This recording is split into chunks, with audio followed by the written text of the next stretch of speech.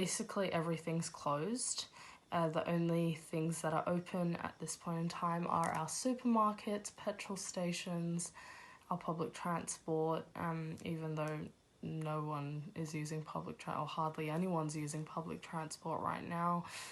Some restaurants, but you can't actually eat in. You need to take away the food. Even traveling to and from work, I actually have to carry a letter, even though I'm working from home. So that's what a lot of people are doing, just working from home. I actually have to carry a letter, though, if I do go into my office, which is in the city, basically outlining that I'm an essential worker. So it is, I guess the government has taken it quite seriously. There's obviously border restrictions internationally and domestically.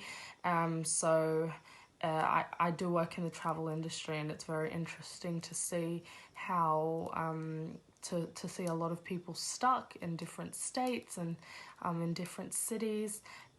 We actually have someone staying here at my house who was traveling from the Philippines. They were just visiting family and friends here, and are actually now stuck here in Sydney, and have to just wait till the borders reopen for them to be able to go back home to the Philippines. So yeah, it's a very interesting situation for all of us. In terms of, I guess, our laws and rules, the situation is ever changing, and so are our rules. They're just ever evolving, and one day it'll be fine to go clubbing, and then the next day all nightclubs are shut, and then right now I guess it is quite restricted to the things that we can and can't do. We need to be leaving the house for good reason. You can't just be dawdling around, and obviously not everyone's following those rules and those laws. In terms of government funding, we do have some financial assistance available. The government is funding a couple of companies or companies who have applied for the JobKeeper Fund, which will allow them then to, keep their their employees employed.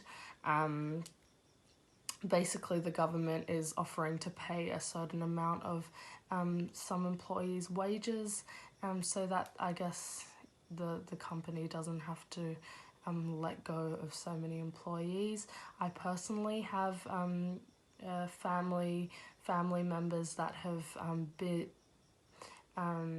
been let go because of this situation, and it's so unfortunate. But I guess a lot of us are feeling it right now. We do actually have a financial assistance